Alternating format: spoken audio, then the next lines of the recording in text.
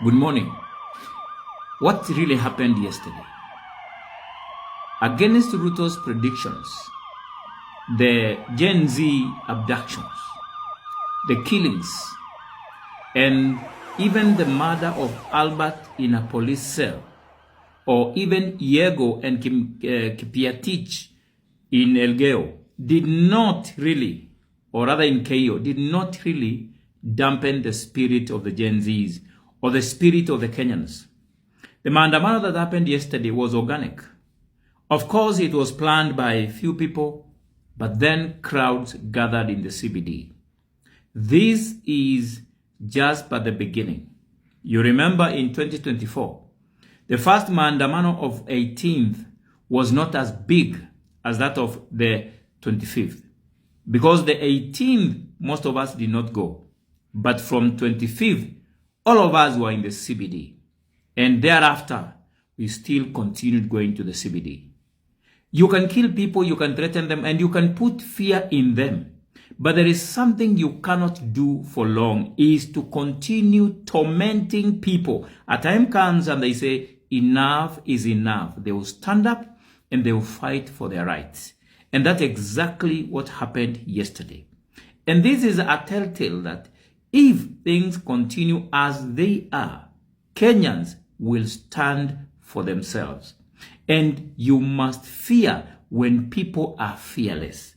Every leader knows that his greatest nightmare is to wake up one morning and discover that the people he has been ruling with fear, with intimidation, with torture and murder no longer fear those things. That is a dangerous crowd to deal with. Because if it continues the way it does, that people are not fearful of the police anymore, and they will come up to the streets, Githurai will demonstrate, and every other place will demonstrate, except Kibera, of course, then President William Ruto should be very careful, because it's a matter of when, before they invade wherever he will be, probably in a meeting, or even they can make their threat of 2024 to march to State House a reality. These Gen Zs, these young people, you cannot destroy their spirit. They are indestructible.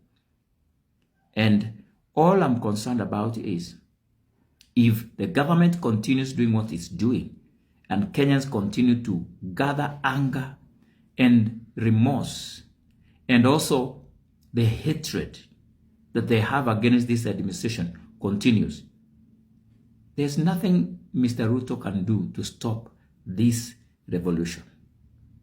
And since the police has become the killer squad of Kenya, it's no longer a safe place where if a criminal is, for example, running from the crowd or from the mob, they normally run to the police. But now it seems if you run to the police, that's a murder chamber, and you'll never come out alive again. Then we don't have a country. We have lost our psyche. May the Lord help us.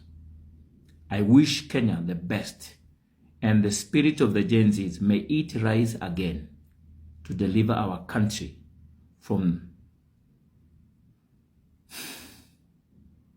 God knows what.